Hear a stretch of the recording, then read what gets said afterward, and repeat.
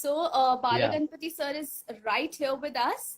And before starting anything and listening to his precious insights, I would just like to introduce you who sir is and what work he's doing in a very short, kind of precise notice, because sir is working extensively in very many areas and which I'm not able to tell you. He himself will tell you. So, Professor Balaganpati is presently heading the Department of Philosophy at the University of Delhi. He is one among the few Indians who is certified philosophical counselor and by American philosophy practitioner. He's a trained in philosophical counseling, and he's a counselor, philosophical counselor. He's presently working on a project titled Yoga Consciousness in Mahabharata, and he is a member of Project Committee of Indian Council of Philosophical Research.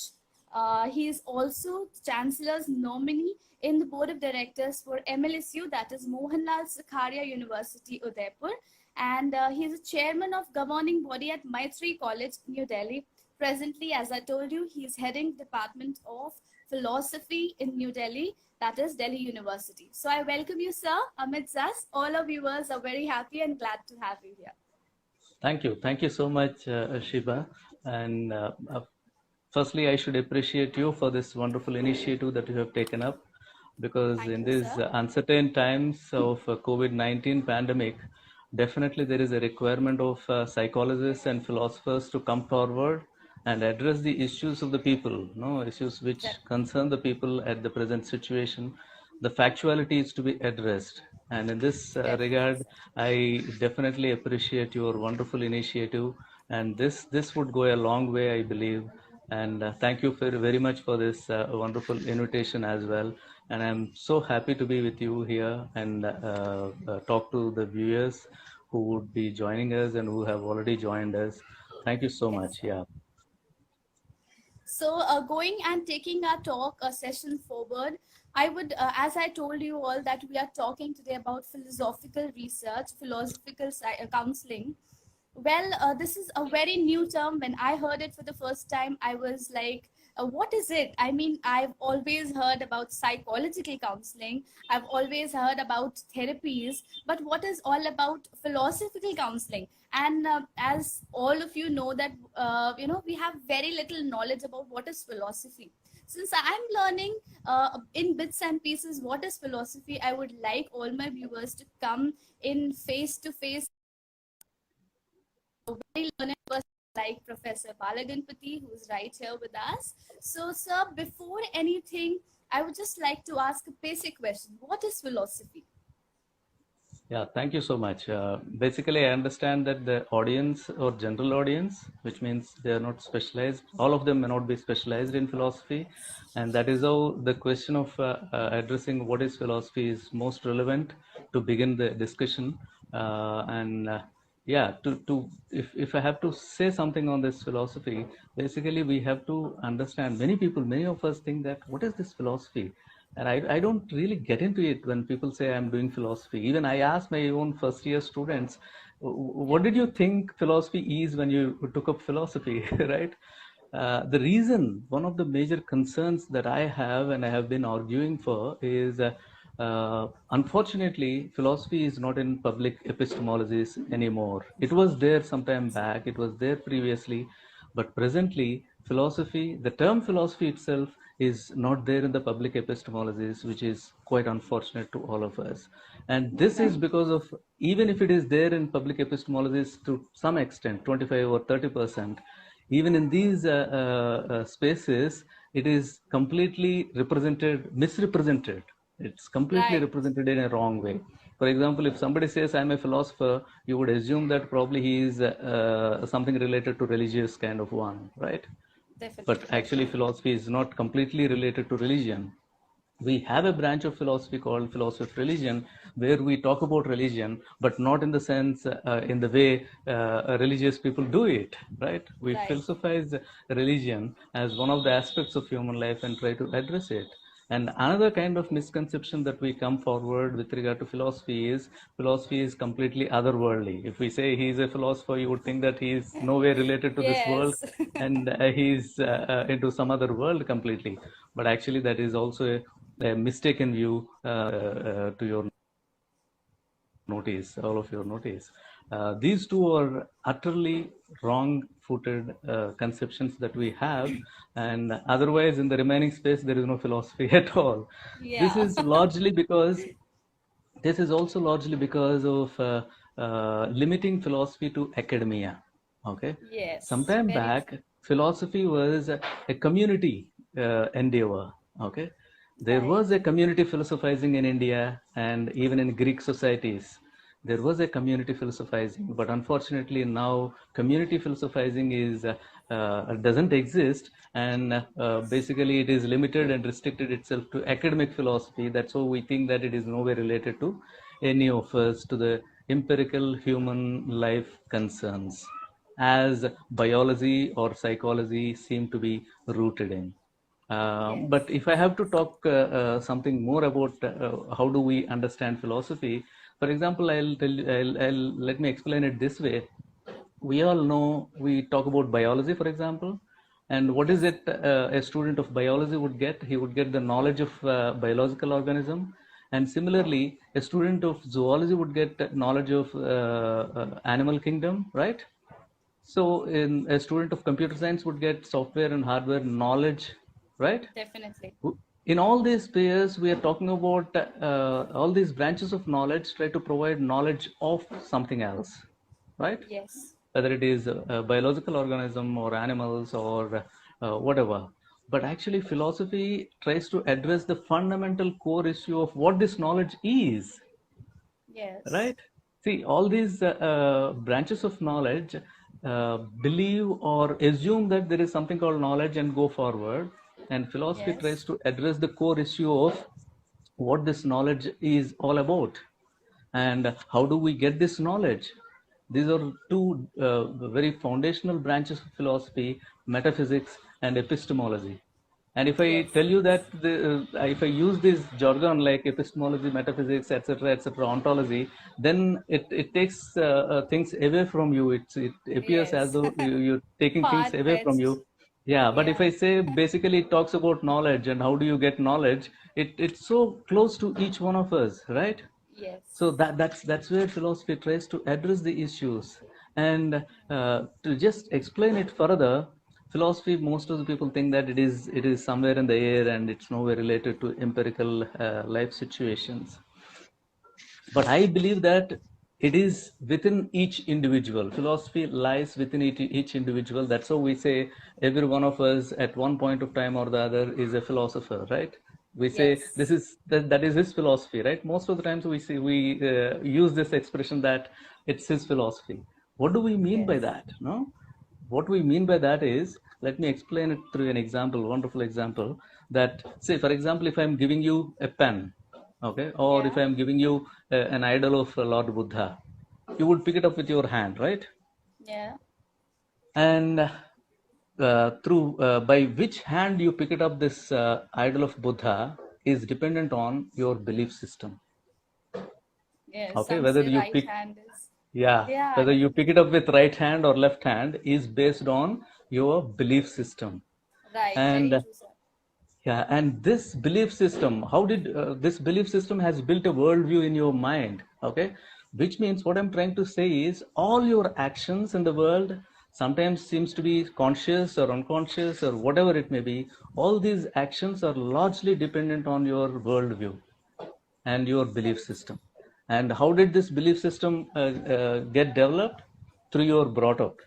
Okay, while your younger days, when you are developing your own during your formative days, you're exposed to your family, you're exposed to your school, you're exposed to your society. These three things largely influence your belief system, and that is how your activities in the world are largely dependent on your belief system, and the belief system is dependent on your brought up. Brought Okay, up. so yeah, how do you get this belief system? That is epistemology. How do you get this knowledge? How did you develop your belief system and worldview, and your worldview is the one which makes you react and act in the world. Which means, where is philosophy? Philosophy is very much in you. The very every act of you is filled with Is philosophy. philosophy. Yeah.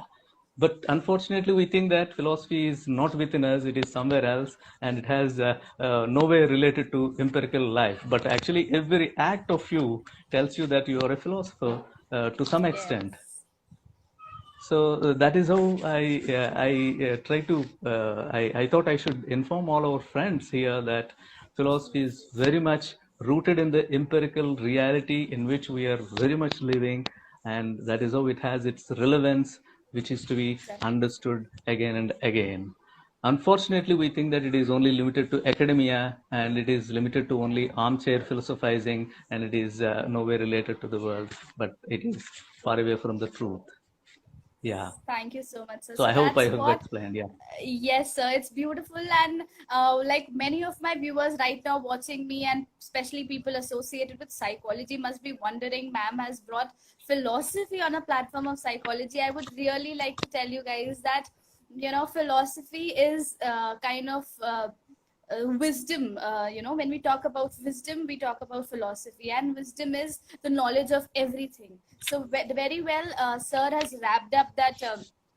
When we study different subjects, yes, every other knowledge that we do, every other knowledge that we study is existing, is a kind of a philosophy. We are wrapped up, we are built up through different philosophies, through our belief systems, through our brought up, and through the cognitive beliefs and thoughts we are shaped in. So thank you so much, sir. Going ahead, I would like to ask you, sir, this is a very new topic, philosophical counseling, which has recently come up in the kind of papers and journals, and people started hearing about it, people started talking about it, and many philosophers I've heard are talking about philosophical counseling. So I would like to ask you, what does this term philosophical counseling literally, it has a literal meaning, what does it mean, and how is it different from psychological counseling? Yeah, great. Thank you so much for this very important question, because many people have doubts regarding this. And also, when people hear the word philosophical counseling, very immediate kind of thing that comes to the mind is, how is it different from psychological counseling? Here, let me prepare my ground to whatever I'm going to say next Yeah, on sure. philosophical counseling. As all of us know, most of us at least know, philosophy and psychology were not different some time back. Okay, psychology was very much a part of philosophy, and Yeah. the epistemological ground that we discuss in philosophy, from that, psychology has branched off because of its empirical inclinations. Okay, Definitely. when it tried to get into the empirical world and look at the statistical and empirical and experimental orientations, that is how psychology has branched off from philosophy. Otherwise, it was very much a part of philosophy. That is how even now we find many of the themes and topics which are common to both. Only the Both. perspectives seem to be different, but Different. otherwise we discuss mind, we discuss consciousness, we discuss memory, right? All these as Emotional perception, intelligence. cognition, emotion, all these aspects are common. In fact, let me tell you this: Indian psychology is largely Indian philosophy. You cannot differentiate what Yes. is Indian psychology and Yes. Indian So true. So true. philosophy. At least Yes. in the West, because of its empirical orientations, it could develop its empirical branch in a systematic way. But when it comes to India, you don't really find any difference between these two. Yeah. So, having said that, I have my own understanding. Let me clarify my own understanding of this. I personally believe that all branches of knowledge, because of our orientation towards some form of specialization, have branched off and became independent. And that is how each branch of knowledge is unique, uniquely different, and also yet uniquely limited as well. Okay, every branch of knowledge is unique, and it is also limited in its own Yes. perspective. So when we understand this limitation of each one of these branches of knowledge, there is there is a requirement for integration of all forms of knowledge, and that is where philosophy is considered to be mother of all knowledge, in the sense that every attempt to know something is understood to be philosophy, philosophizing. Okay, that is Yes. how if you go to ancient Greek times, every form of knowing, an attempt that you make to know, is understood to be philosophy. So you don't have chemistry or physics or psychology there. It is all philosophizing. Philosophy. That is how even in the present times, your highest degree, academic degree, is called to be said to be PhD, Philosophy. and Yes. PhD is doctorate in philosophy. Even Philosophy. if you do it in chemistry, I used to they would wonder say, that, yeah. yeah, they Yeah, would why say, philosophy of psychology? Yeah. yeah, your doctorate is always doctorate in doctorate in philosophy, Philosophy. doctorate of philosophy, right? That is how the highest degree is still called PhD. Yes. So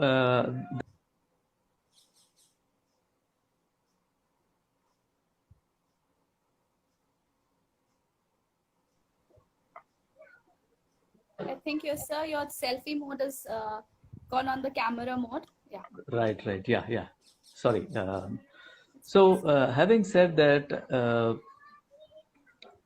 once we understand that each discipline is limited in its own way, we would also understand that there should be there should be a holistic understanding of the knowledge, and that is where even philosophy is limited in its own perspective. Probably psychology is also limited in its own perspective, but philosophy is unique because of its own perspective, and psychology is unique because of its Definitely. own perspective. And Definitely. there are certain concerns that only psychology can address. There are certain concerns that only probably philosophy can address. Philosophy can And address. when I'm saying this, I'm not saying that these are watertight compartments. There is some kind of fluidity at the borders, which makes them Yes. come together and try to integrate with each other, and try to give provide a holistic conception of knowledge. And this is what we have to understand. For example, psychology definitely talks about behavioral aspect of the individuals, Yeah. right? Yeah. And if that is the case, philosophy also talks about behavioral aspects, but probably it will talk in terms of normativity, morality, but psychology will not Yes. talk about normativity or morality, right? Of So course. it keeps that aspect away from it because of its empirical orientations. But philosophy would talk in terms of morality as well. No, that is Yeah. how these two are to be understood to be complementary to each other. No, that's the most important one. Having said that, this is what I thought I should clear the ground before I go further into philosophical counseling. Now, what is this philosophical counseling is all about? Uh, I basically believe that each one of us, as individual human beings, face, if I say, all of us want to be a good life, right? All of us want to have a good life, right? And none of us would deny this. And all of us Definitely. would definitely desire a happy life as well. No disagreement would be there on this. And all of us also, at some point of the time or the other, would feel like we should have a right kind of life. And probably there would be less disagreement on this as well. Okay, but the question comes when we are very certain that we want to have a good life, we want to have a happy life, we want to have right kind of life, at least the right in our own conception, right? When we want to have that, when if you probe such kind of things, answers further by saying, what do you mean by good life? Then you would think that, yeah, I have to think. Yes. When I ask you, do you want to have a good life? You would definitely immediately say, yes, I want good life. Yes. And when I ask you, what do you mean by good life? Then you would start thinking, what, probably, yeah, I have to think. And in the similar way, if I ask you what is happy life, then also you would get back, you would think that, yeah, I should reflect further so that I can give an answer. And similarly about right kind of life, because you will not know what is right kind of life, you would be thinking, it requires Yes. certain amount of reflection, only then you can reach Yes. out to give an answer. And Yeah.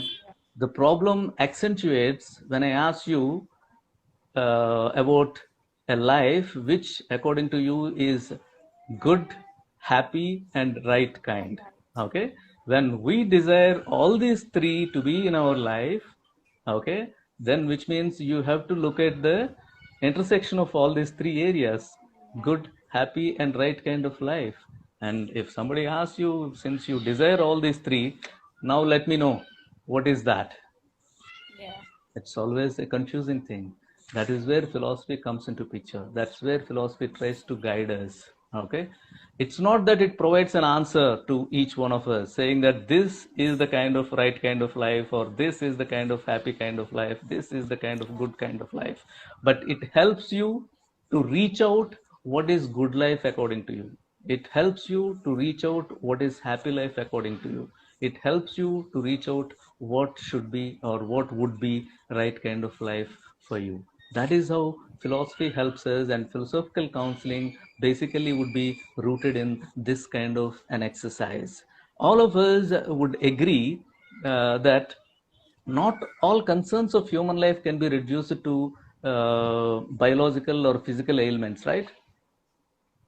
Not all our concerns or concerns of human life can be reduced to biological or physical ailments.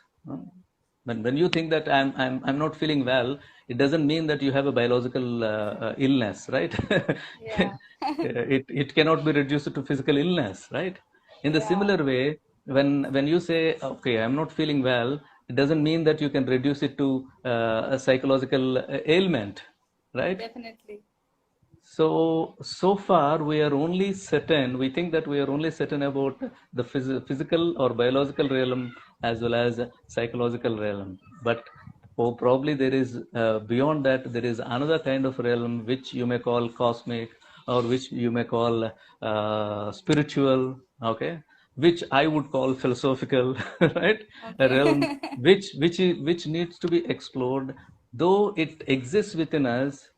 Okay, though Yeah. we get concerns about such kind of issues, Mm-hmm. sometimes we are not aware where to locate them. Okay, Definitely. so that's where I say each one of us Philosophical at counseling comes in. yeah, each one of us at some point of the time or the other may face a difficult situation where it's like life becomes meaningless, and life doesn't seem to be of any value to you at all. And then some of us can come out of that on our own, and some of us Definitely. will take the help of others and come out of that kind of a situation. And unfortunately, those who cannot get any help end their lives, unfortunately. So it is not that once you face such kind of a situation, you will not face such kind of situation anywhere in your lifetime later on. This kind of thing recurs in our lives. You might have Definitely. faced it, I also have faced it, and I may face it tomorrow. So this is Yes. where you definitely require a helping philosophical counselor. So when we say philosophical counselor, um, yeah, basically, we intend that the client has to be rational, functional, as well as not complete, not a person of mental illness. Okay, which means for philosophical counseling, a person has to come on his own.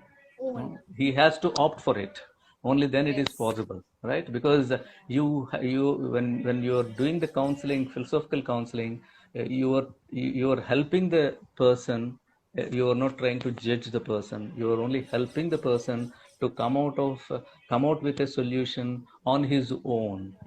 Okay, it is only a kind of a dialogue, a discussion that a space that you provide for a dialogue and discussion, where talking to your philosopher would definitely resolve certain kind of concerns that you have with regard to your own life and life at the larger in the larger framework.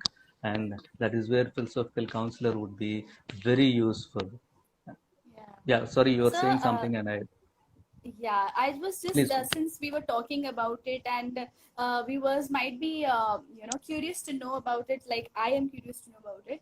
How about like since we say that, you, as you told right now, that philosophical counseling is basically when the person consciously comes to you and, will speak up about his problem, or maybe some issues which he or she is going through. But at that point of time, he requires some kind of little effort, little consciousness, that he wants to come. So that initiative that wants to come requires a little bit of psychological counseling, which we say that, we need to have empathy, we need to have non-judgmental environment, we need to have unconditional positive regard. So what we say that if we is it an integration of a psychological and philosophical counseling, which actually one can practice if one is, uh,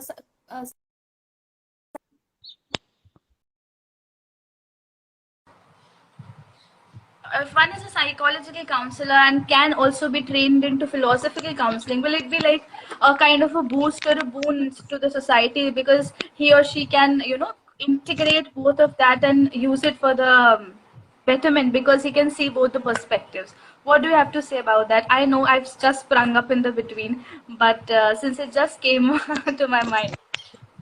Yeah, yeah, great, great. Thank you so much. No, this helps me to clarify certain other things as well. Yeah, I basically believe that, yeah, if I have to slightly deviate and come back to this particular aspect that you have mentioned, for example, in United States of America, philosophical counseling has developed as a branch, as a very important aspect of practice of philosophy, and uh, there are two different schools that have emerged. Okay, one Okay. school argues that philosophy has to be or philosophy has to go with positive psychology, and the other Right. group which argues that philosophy can emerge, philosophical practice or philosophical counseling can be on its own. Okay, Own. so one is called American Practitioner Philosophy Practitioners Association, and another one is National Philosophy Counselors Association or something. Okay, Okay. NCPA. So these two branches have come out that way. So I Yeah. also personally believe that instead of see, philosophical counseling has been in practice in various countries since long. Yeah. Though it is a relatively new discipline, philosophical counseling is a new discipline compared to psychological Yeah. counseling in its empirical orientations at least. Otherwise, if you look at the history, Socrates said to have Yeah. practiced philosophy, and what Socrates has done is philosophical counseling. But otherwise, as a modern Right. discipline, it originated with a German philosopher by name Achenbach coming out and trying to practice philosophy. But otherwise, I personally believe that psychological counseling and philosophical counseling probably have to go hand in hand, taking the inputs from each other. That's where I said these are complementary. These two are complementary. Okay. Right. If we look at them as antagonistic to each other, or one trying to usurp the possibilities of the other or Yeah. purview of the other, this is all. This doesn't land us up in any fruitful kind of endeavor. Yeah. But what is required is, instead of reinventing the wheel, we can follow, we can look at the kind of development that has come up in philosophical counseling in the West, taking psychology along with it, and then we can develop our own conception of philosophical counseling. And that is where I believe psychological counseling and philosophical counseling have to go together. And even in psychological counseling, if you look at it at the theoretical abstract level, most of the theories that are used belong to I see. philosophy. Yeah. Okay, so that is how they are always together. Only some of the researchers would unfortunately Disagree interpret it or in a limited, counter no, it. Yeah. interpret it in a limited way. So that is how Okay. they think that it is. They are opposite to each other. But otherwise, I completely agree with you on the point that we have to take the inputs from both have to take the inputs from each other and try to Yes. grow further. Yeah, thank Yes, you. sir. So, sir, going ahead, I would like to ask you, since we are, dealing with the topic that how philosophical counseling can help in mental health. So, Though I have a different question concerning the present condition of COVID-19, but on a general level, I would be asking you that how philosophical counseling can be really effective and a contributor in improving the mental health in India. Yeah, great. This is a very interesting question. Actually, when I saw the theme that you have given me, mental health Yeah. and philosophical counseling in relation to mental health, I Yes, sir. I thought definitely this is a major concern where most of the viewers would be interested to like get into, basically, yeah, when we talk about mental health, let me just try to map what do we mean by this mental health, okay? Yeah. What do we mean by mental health? We are saying that there is a kind of healthy condition that is related to mind. Is it only limited to empirically established psychological ailments? Do you do we think that Of course mental not, health sir. is limited to empirically established psychological ailments? No, No. definitely not. Right? There is. We always believe that. We always feel. In other words, in philosophy, we say this. I say it in my classes as well. That all knowledge is a process from known to the unknown. So all Definitely. our journey in the knowledge is a process from known to the unknown. We always continuously strive to know the unknown, right? So Definitely. in that sense, mind is not limited only to the way the experimental psychology tries to understand, and it has a lot to offer to us, and even experimental psychology has to go a long way in understanding the conceptions of mind. Having said that, this is only a cautionary statement. I'm not trying to point out Yeah, it's any only about, I think, since you are telling mind. about experimental psychology, because there are different schools of psychology and they practice Yeah. different Yeah, things. Yeah, I remember listening to Seligman's positive psychology, one of positive his psychology. talks, positive Yeah, psychology. He yeah, says, yeah, I have worked on it for a long time, and I feel quite happy that whatever I have done so far, whatever discoveries that we have made with regard to mental health, etc. But he says, at the end, he says, yeah, I feel sorry that we have left out a big area of concern, which is looking at what is right about human mental health, right? yes, So that's where the concern for well-being comes into picture. Okay, that's yeah, where the concern for well-being comes into picture. But otherwise, specifically, since you asked me, how does philosophical counseling come into the area of mental health? mental I health. would say, yeah, I would say the ethical concerns that each one of us may land up because of Yeah, various aspects of life. This is one of the aspects of mind dependent also. Okay, so the ethical concerns and also epistemological concerns, which is how do you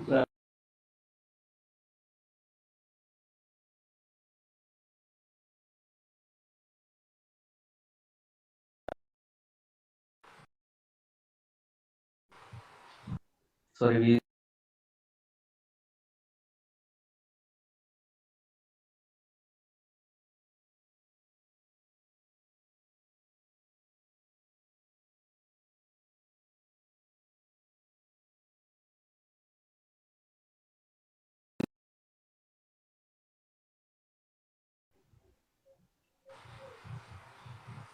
am I audible, sir?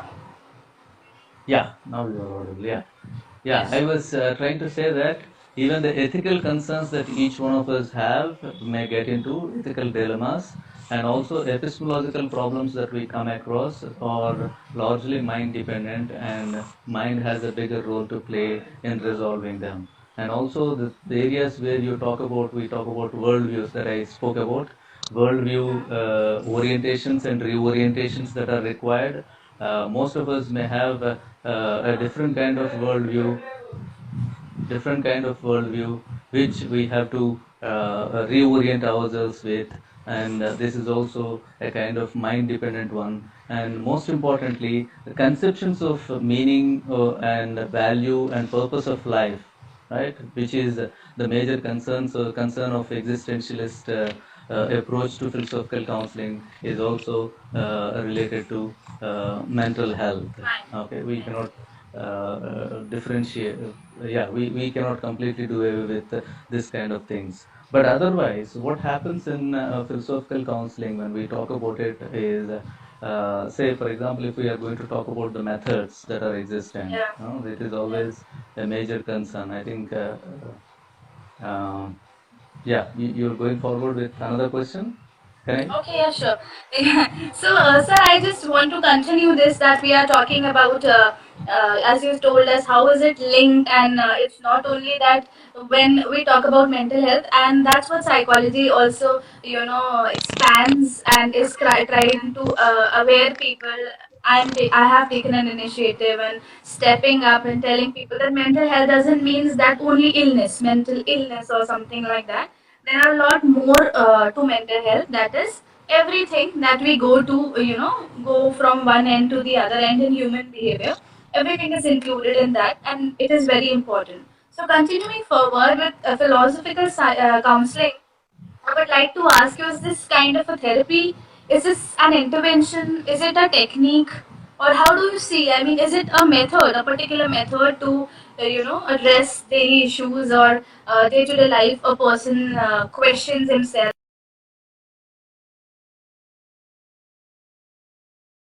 Then, is it a method or is it a technique? What do you say about it? Yeah, that's a very interesting aspect actually. As I mentioned, philosophical counseling is relatively a new discipline. It is an emerging area.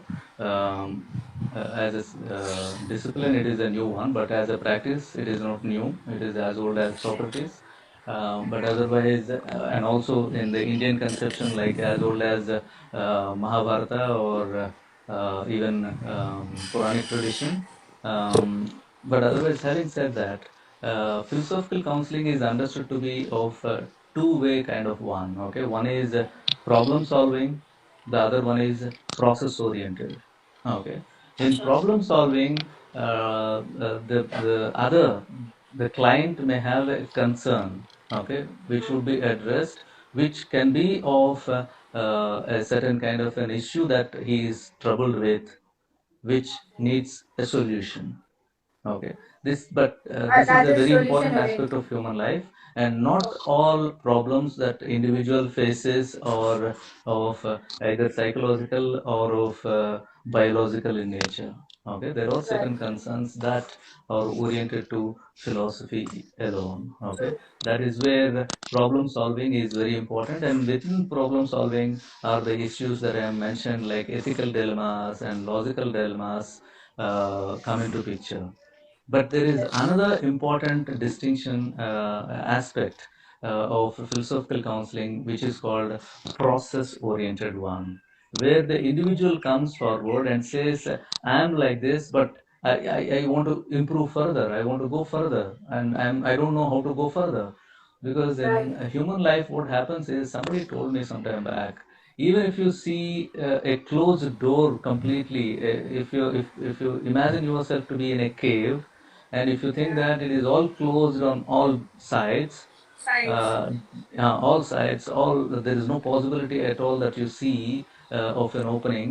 But even then, you work hard, you would get an opening there. Okay, so but unfortunately, since you stand from your own standpoint and try to look at it, you may not find the location. So that's how you have to shift your position so that you can see a way out. So that is how most of the times you think that you are stuck up somewhere and you're Yeah. not able to come out of that, right? This is an existential situation in which you seem to be thinking that's stranded, but actually Yeah. there are ways of coming out of it that requires slight shifting of your own orientation, and that's what is called process philosophy, which scholars like Ran Lahav from USA, and he offers something called deep philosophy classes. Okay, deep Okay. philosophy course, where he tries to precisely address this aspect. And also, there is one Professor Lou Marinoff, who is the director of American Philosophy Practitioners Association. he also offers a similar kind of philosophical counseling. And there are many other scholars who have been continuously contributing to enhancing or adding the new methodologies and new orientation to philosophical counseling. But unfortunately, from Indian front, there is less work that was done. Okay, so that's where we see a lot of potentiality in developing Indian perspective of philosophical counseling. Though almost 25 years back, an organization which is oriented to philosophical counseling was established in Jaipur. Okay, in Jaipur. Yeah, I read Uh, about it. Yeah. yeah, but Yes, yes. it is not so active these days. No? Okay. Professor K.L. Sharma, who has established it, Yes, yes, has yes, yes. established with wonderful vision, but unfortunately, it is not so active as it ought to be in the present times. And there is one center which is established in Kerala University, Center for Philosophical Counseling, which was established only few months back, right? Except these two, there are not many organizations which are working. But but I should assert here one thing, that Delhi University Philosophy Department has introduced philosophical counseling to be one of the optional papers in master's program, and similarly many universities have come forward now. Like I understand that Chandigarh University has offered philosophical counseling as one of the optional papers. Lucknow University is offering, and Mumbai University is offering. Now, like, even academia is recognizing the importance of philosophical counseling and trying to help us with that. Yeah, with regard to your question regarding whether it is a therapy, intervention, or a technique, Technique. for resolving day-to-day problems, I believe some practitioners or some philosophical counselors have argued saying that it is a therapy, and some have Okay. tried to develop it as a intervention, and some have in fact simplified it in such a way that it becomes a technique of everyday living. So that is how, since I said it is an emerging area, people are contributing from all the perspectives that psychological counseling is already exposed to, so that they can Yeah. enrich philosophical counseling. That is Definitely. how, yeah. But India has to come out with its own perspective still, and probably we are planning to come out with a special issue of a journal on philosophical Okay. counseling, looking at it from various Indian perspectives. For example, Bhagavad Gita provides a particular kind of orientation towards philosophical counseling, where Arjuna Krishna addresses the anxiety of Arjuna and tries to address his concerns. Similarly, we have the conception of Sthita Prajnatva in Bhagavad Gita, which tries to give us hints or tools as to how we should look at our life, right? Similarly, we have Buddhism offering rich pool of resources for philosophical counseling in terms of stressing the momentariness of life, okay, and stressing that there is no self, permanent self that is existent. That is how you have to look at the world in a completely different perspective. And similarly, we have Jainism, which tells us that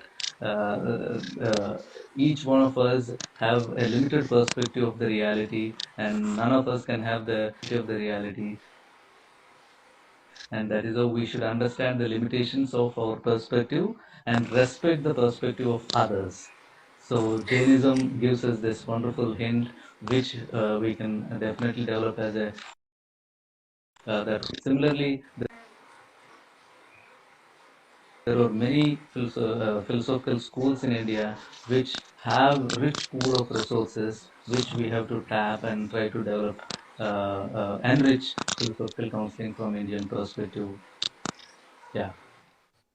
Well, sir, so since we are talking about mental health and is it an intervention, I would like to say what contribution uh, in this, like, as I was talking to you about, people being affected or infected. So, what do you say about this particular topic? That right now the scenario is such that during this pandemic COVID-19 situation, what do you have this, since you're a philosopher and you have, like, you people have total different theories and bases of putting forward your perspectives. So I would like to ask you, the situation is such. How do you differentiate between solitude and isolation? Yeah, to come to that point, yeah, how do we address the issue of the present concern? Let me explain certain things before I get into this point, okay? Human life, when we look at our own individual human life, what happens in human life is we act and react to the factual world, right? True. Factual world is given to us, and we act and react to the factual That. world. And how do we act and react to the factual world? Through our physical, psychological, which means psychophysical organism, which is also endowed with spirituality, cosmic, etc., etc. Okay, some people may not accept it, but some people think that is the fundamental one. So let us not bother about Yes. each differences in this regard. But Yeah. otherwise, each one of us definitely agree that in human life, what happens is we interact, act, and react to the factual world through our psychophysical and spiritual mechanism that we have with us, right? Now, what happened is the factual world is suspended suddenly. Okay? Yeah. So, what happened to us now is because of this COVID 19 pandemic, factual world is suspended for us for a time being. So, if the Yes. factual world is suspended, then how should we react? Okay, so this psychophysical, cosmic, or spiritual mechanism that we have, to whom should it act and react? So, what would be the other for it, right? This is the major concern. And the factual world is not just suspended. Because of the factual suspension of factual world, we are left with three realities of life.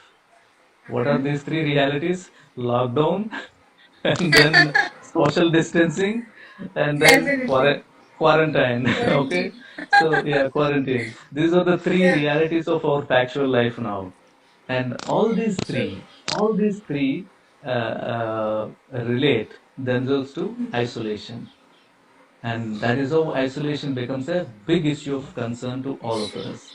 And if isolation is an issue of concern, we have to look at the history to understand how this isolation is developed as a concept in psychology, at least. Yes. Okay. And if you look at Freud, Freud doesn't say that it is something negative. Okay. He says it is a kind of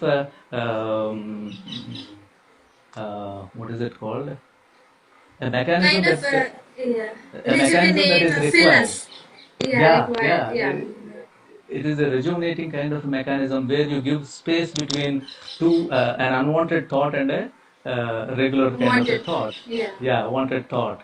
Okay, so that is what is isolation. So you are distancing something. Okay, a Yeah. thought, that is how positively it is mentioned in the thing in the history.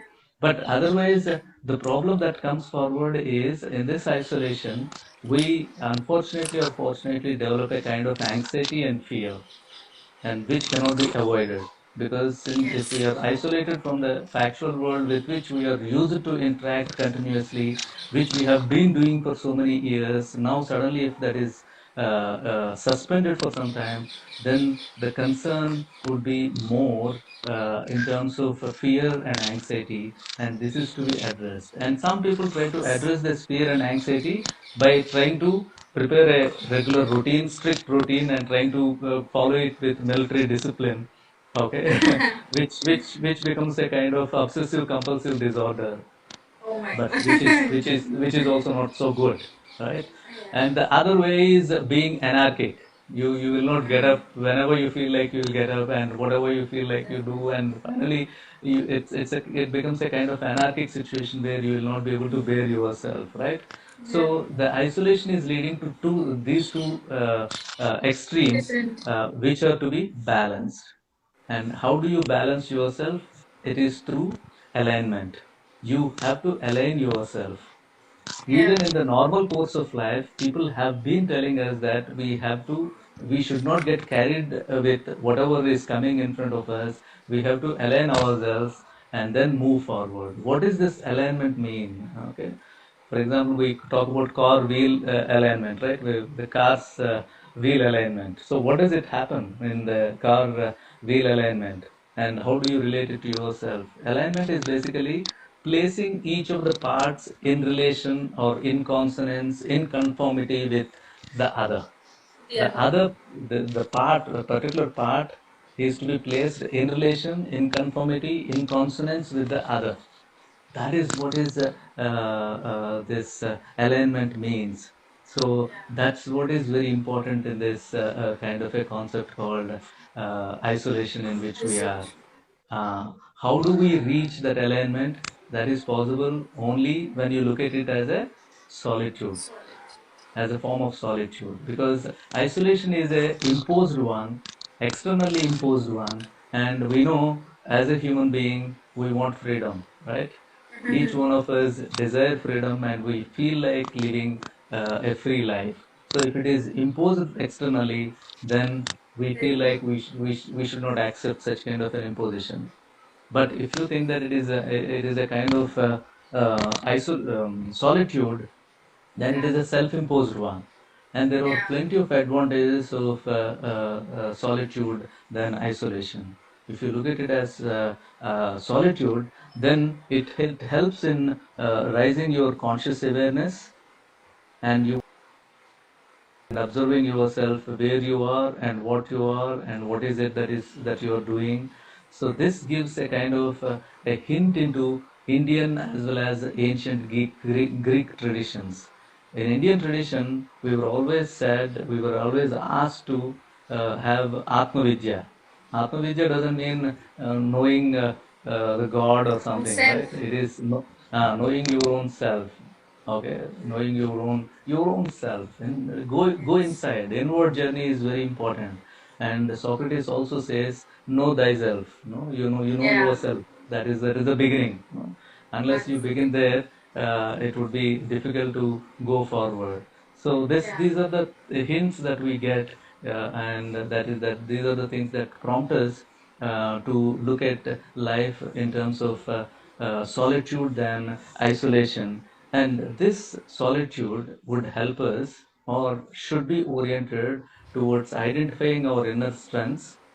And identifying inner strengths is fine for me, but identifying the possible strengths. Okay, I'm not saying you identify your strengths and your drawbacks. Okay, forget about drawbacks, but you identify your possible strengths as well, because these possible strengths are like, you do a kind of archaeology of yourself. No, you get back into your own self and see, yeah, there are certain things which you thought, okay, I can do this, but then because of whatever fastness that we have in our life, you might have left it there.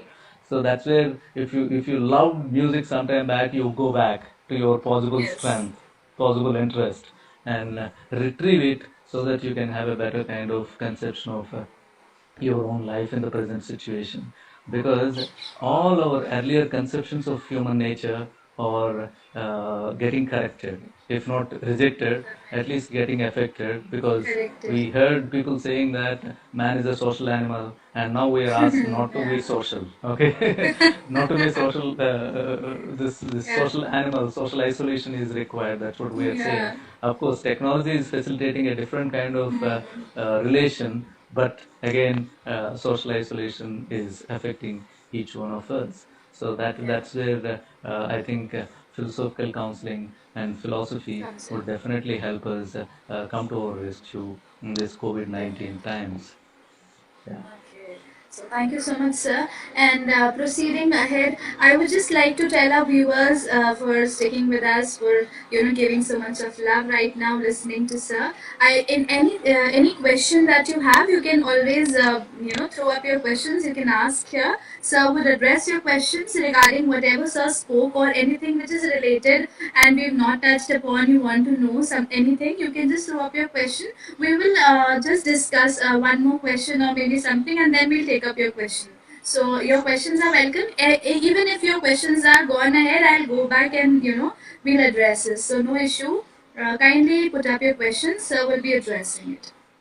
So, lastly, sir, I would ask you that since you are a philosopher and you all deal with what is life and how is life, and so I just want to know your idea, your perspective towards what is life and what meaning does it hold for you. I mean, uh, life is all about what, and how do we reach up to that self actualization, or that height of our true potential of extracting the best from life. So what is your mantra, or what is your idea about it? Yeah. Right. Great. Thank you. uh, that makes me think about my own conceptions of philosophy and life. Yeah. So that's how. Let me talk about that as well. Yeah, I have You at can least as two. well Yeah. share why did you take up philosophy? Like I mean, Right. leaving about all the other things and subjects, and you took up philosophy, and you are in love with it. That is so explicitly, I can feel that in spite of not meeting you in person, I can feel that you are so so in love with the subject. Since you are explaining it so passionately and deeply, that means you are in the very essence of philosophy. So what make you took up that? Yeah, basically philosophy makes me really happy and I enjoy it. But if you ask me specifically about my philosophy of life, I take things as they come to me. So Okay. that is how I'm quite comfortable with whatever comes to me. And I believe that as an individual, with whatever resources that I have, I can deal with them in the best possible way. But there is something that is very important that I believe strongly. At least there are two things that I strongly believe to be true for life, which I want to share with you and other viewers that we have today now.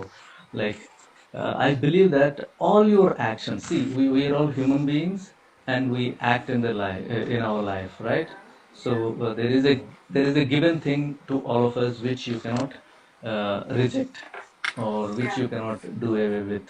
So, if that is the situation, I believe that every action of ours either should contribute positively to enhancing our happiness or at least it should retain it. So, no action of the individual, okay, none of your actions as an individual should attempt to destroy your own happiness, present happiness, and if possible should attempt to enhance your happiness. This looks very simple and plain. Oh, it just gave me Yeah, an indication and it went off. So I need to connect it again. So it's totally fine, sir. So we were yeah. just discussing the last last question, that what according to you, and so you were telling two important things are very necessary. So we'd start from there.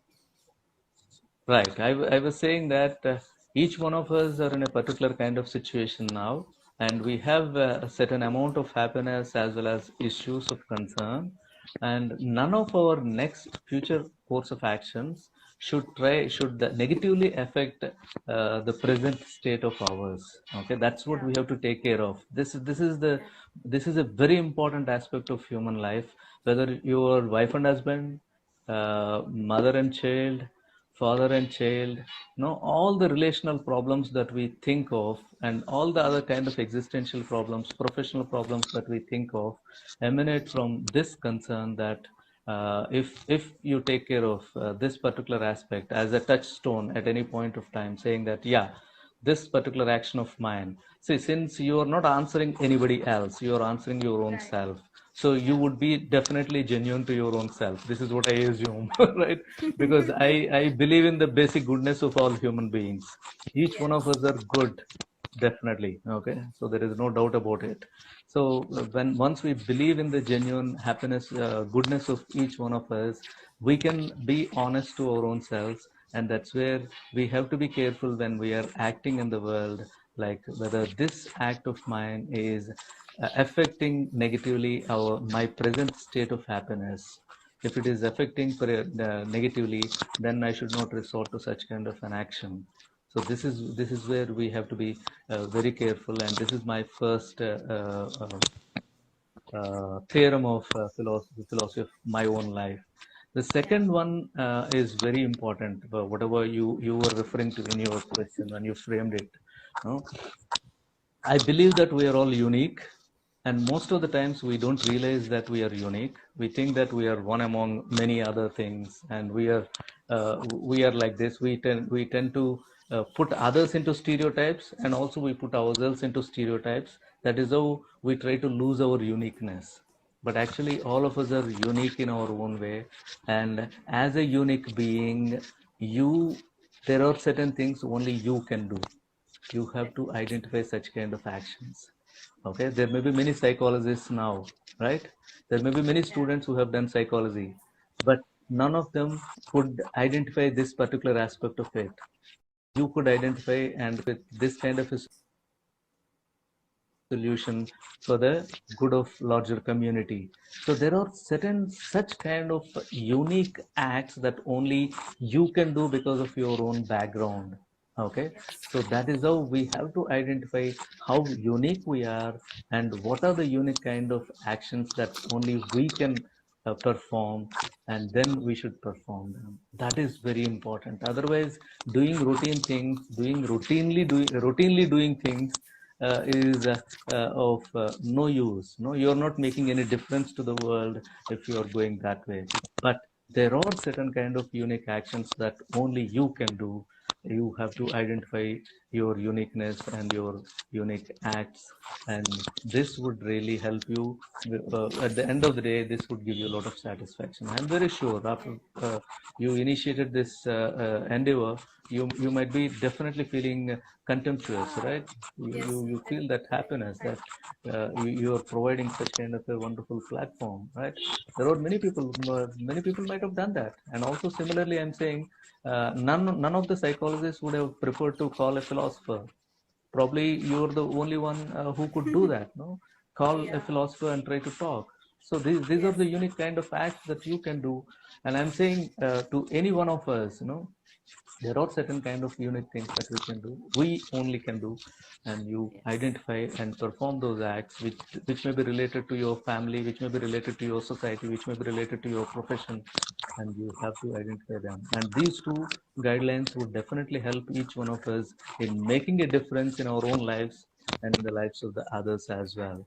This is what I believe, and this is what I think is my understanding of philosophy of life. Thank you very much for asking this, because your question has made me reflect on my own life and come out with these two theorems for me. So thank you so much for that. Yeah. No, you have provided a reflective. That's my pleasure, sir. Because to like all the people who are right now watching, I would love to, and it is a genuine feeling I would extend towards sir, that he is so humble enough, being the chairman and being the head of the board of directors and committees and the departments. He is humble enough to accept this invitation here, right at this platform, without even asking that you are from psychology background. Why do you want me here? And humble enough to accept everything which I called him to do. So, sir, it's your greatness which is seen. I mean, you need not to talk about anything else, because your humility makes you great. And I believe that on air I can, express that you are one of those individuals which the society is actually in need of right now, because we need people like this to build the society, to unite, and to make this particular, if we talk about India as one country, to make it larger and to expand the perspectives, we need people like you. So thank you, sir. And Thank let's take up the questions. So the first question we have here is, sir, according to you, what is the core problem for which all our mental and emotional problems arise, and how can philosophy and psychology together address it? This is very interesting. See, can we consider human life to be only one kind of one? No, see, Yes. there is a rich diversity that is existent in each one of us. That's what I'm saying. Each one of us are unique in as a particular sense, and I don't think there can be one methodology or one conception that can help us to address the issues. So that is how we even in psychology, I believe we have client oriented psychology, right? The Yeah. methodology that we follow is client oriented Client and centered.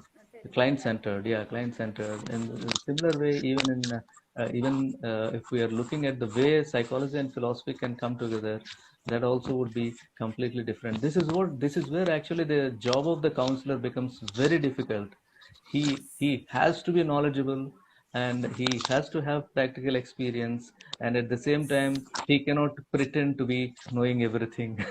Yeah. Because his That is knowledge is very always important. limited, because each Yeah. of the clients would be different from Yes. whom you have faced already. So that's why the life of a counselor becomes very difficult. Very important. And Yeah. so the next question is, most of the fears and mental problems are due to the fear of death. So wouldn't it help to explain the nature of death? Yeah, in fact, these are the specific concerns of philosophy that I'm saying. See, psychology, I don't know how it can, but philosophy, if you Buddhism talks about dukkha in life, and also impermanence of life. Okay, at every point of time is impermanent. The self that you're Yes. talking about is impermanent. So once you get into such kind of conceptions and understand the impermanence of life in every aspect of yours, then probably the way death threatens you will be limited. So that is where philosophy can definitely help us more than any other discipline. That's what I believe, no? So yeah, definitely. I completely agree with the person who has asked this question. Yeah, thank you. Sir, as you accept you should take input from psychology, then can you explain what tools of psychology and philosophical counseling uses and try to solve what kinds of problems? Yeah, this is what I'm saying. Basically, there are a set of philosophical counselors who are closely working with psychology, positive psychology especially, and who are using cognitive behavior therapy, cognitive therapy, etc. Right? Logic-based therapy. There are a good number of philosophers, especially I believe Professor Elliot Cohen from NCPA in USA. He has Okay. been working in this direction. So Yeah, there yeah. are philosophers who are working closely with positive psychology and argue that that Yes. resolves certain philosophical problems. So yeah, there is some work that is happening in the West in this direction. Yeah. So there's this person who's asking, can you tell the viewers about some of the philosophers who can be guiding lights for this counseling, like Socrates? So both philosophers and psychologists. For both psychologists. Yeah. Yeah. Yeah, basically, most of the Western philosophical counselors are using Epicurus quite well. Epicurean philosophy seems to be fascinating many people, okay, who delved into what is happiness, how do you understand happiness. He is the first philosopher to get into this particular area of what is happiness and what is happy life, and many people take note of that and try to use him for philosophical counseling. And along with him, from the eastern side of the globe, people use Chinese philosophy. Okay, Lao Tzu.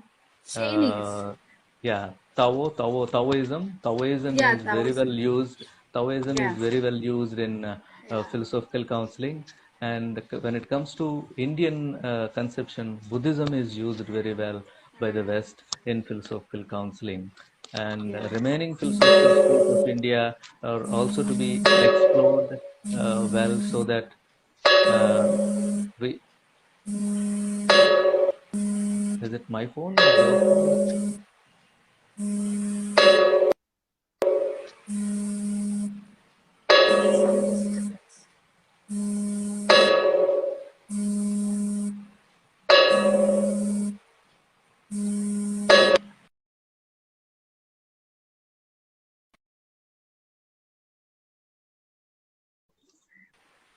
Well, we'll go ahead with this. Sorry Yeah, for the disturbance, sir. It's phone and it's no, not a problem. technology, so I know. something or the other keeps happening. So yeah, Even I this am one praying of that I the should not get a phone call during the conversation. yeah Otherwise, Yeah, Yeah, but what to do, like, in spite of informing many people, then there is somebody who's left. yeah, So yeah. there's That's one fine. person who's asking, sir, how would you differentiate psychology and philosophy as tools and grounds for word counseling? No, I didn't get it. Can you please, it's, I think, Yeah, can you please repeat Yamini, it? can you please repeat the question and can you just frame it once again? It says, how would you differentiate psychology and philosophy as tools and grounds for word counseling? Do you mean that the tools of psychology and philosophy, on what grounds we use, like what tools we use for counseling? Is it that question? Can you please clarify? We'll go ahead with your question. Until then, we have another question, sir. Can you please explain little the concept of reality being momentary? Because according to me, most of the problems are because we take temporary things as permanent. Yeah, this is what Buddha tries to teach us. No, Buddha tells us Okay. that sarvam kshanikam, everything in the world is momentary. Unfortunately, we think that everything is permanent, and that is how we'll end up in so many problems Troubles. that we have in life.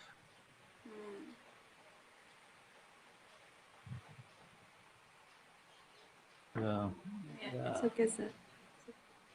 You can I take a don't know. sip. Sometimes it, It's yeah, we are learning, sir. It's technology, and it just goes one click and it just goes off. So it helps us, and it also has its own limitation. That's what I'm saying. yeah, Everything is unique, and it has unique limitations as well, which are to be recognized. limitations, No, and we need to be yeah, very understanding and patient with technology too. yeah, yeah. True, true, So yes, very true. Yamini says that she wants to know the difference between the psychological tools and the philosophical tools when we talk about counseling. Yeah, as I was referring to, Yeah. for example, in philosophical counseling, you may be using Socratic dialogue to be one of the tools, okay, which Yeah. may not be useful in psychological counseling properly. Yes. So that is though Yes. that I can explain that to be one of the differentiating aspects, which we call philosophical midwifery in philosophical Yeah. counseling, where you help the other Okay. to arrive at some conclusion regarding which the client has a confusion, right? So Yeah. that's a kind of unique methodology for or tool for philosophical counseling. And psychological counseling tools, there are many. No, there are many There methodologies are that have many. come up in Gestalt Yeah. and And now Rosarian method. every time. Uh, Yeah, yeah, lot of the them. logocentric one. Yeah, there are many. So Yeah. probably Yeah. uh, even if you Google, you would find many tools for psychology. But for if you are looking Yeah. at philosophical tools, then these are being like continuously Yeah. emerging. So we have to Yeah, so we do read have, like, and in psychology, we have different schools of psychology, as well as we have tools like questionnaires and interview techniques and assessment tools and surveys and observation tools. So there are many.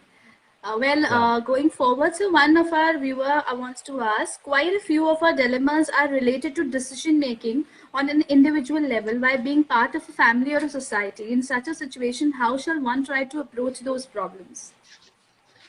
Yeah, this is where, in fact, philosophical counseling would be very much useful. Okay, if the dilemma Okay. is ethical, then it would help you in understanding. See, basically, we will have at least three or four varieties of beliefs. Okay, Yeah. sometimes we have irrational beliefs which we don't identify, okay, Yeah. and sometimes undetermined beliefs, okay. The factuality would be something, and you will have a different kind of belief which you go with, okay. And Yeah, yeah, sometimes you will also have certain kind of beliefs which are contradictory beliefs, okay. yeah, When you talk about yourself, you would accept it, but when it comes to actual situation, you will think, you will talk in a completely different way. yeah. So that is It where does happen. philosophical counseling would be useful in decision making that you are talking about, whether it is at the family level or at the professional level or at the societal level.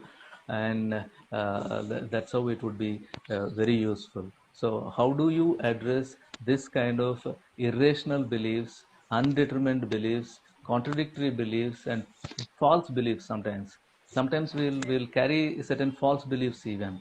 So if you can Yes. be reflective on them and see Yeah. whether it's not that you're accepting it for yourself and you're not accepting it for others, right? And also your basic propositions, like when I said in the beginning, like each one of us have a worldview, a belief system, and we our actions are dependent on our belief system, which Yeah. largely influences our social movement and Yeah. personal movement as well. Probably some of our belief systems are not well grounded, so that you would know only when you try to articulate your problem. So Yeah. if the Definitely. problem is in your mind and if you're thinking about it constantly, you will not be able to come out with a proper solution to that. Solution. But once you articulate it, in the process of articulation, many things, so many clear to the individual. And that is how we Yeah. say you talk. Sometimes I even suggest to some of my students that you stand in front of the mirror Mirror. and talk to yourself. Okay, when Yeah. We you do have a articulate word we it, call this. uh, Yeah. I took it from there only. So I'm saying once you articulate it, certain confusions that are there in the mind would get cleared, and that Yeah. is that Yeah. is the beginning of self-reflectivity, right? Yes. So this is very much required. Well, Yeah, so thank you. thank you to all our viewers who had those questions and took up this platform to address your queries. And thank you so much, sir, uh, to address all the questions our viewers had. And I would really like to appreciate your presence here, being with us here. I told you about 1 hour, but it's more than an hour, and we didn't even come to know. You speak so beautifully, and it's so nice and beautiful to listen to your insights and the way you look at life. There is so much to learn from you. So, with that note, that if in case I feel And that I need to call you again, I hope that you are ready to be here with our viewers. yes, And definitely. yes, sir, you were Yeah. telling me something. Yeah, thank you so much, Shiba, for this wonderful invitation. I really enjoyed being here and talking to you and talking to the viewers. And thank you, all the viewers, for interesting questions that you Yeah. have posed. In fact, they have helped me in reflecting further on how should I talk in future platforms on philosophical counseling. That is how you have helped me a lot. Well, And it really helped me talking to you, Shiba, in articulating whatever. As I said, articulation gives me more clarity. You have clarity. given me an opportunity to articulate what I should talk about philosophical counseling. Thank you so much for that. And Thank you, sir. yeah, It's a I would pleasure. really look forward to future possibilities. But as of now, thank you. Thanks a lot. Thank you so much, sir. God bless you and take care of yourself. Thank you to all the viewers who were there with us, who encouraged others to be here with us. And keep in touch, keep updated yourself, and keep updating yourself. Be aware of what's happening around, and whatever sessions you're learning or whatever. Things we are talking about here, kindly try and implement something, someone, one particular basic thing that you get from here. That would be the success of these sessions which I'm trying to do. So thank you to all, and thank you so much, sir, once again, for having spare your time and being with us. So God bless us all. Thank you. Thank you, sir. Thank you.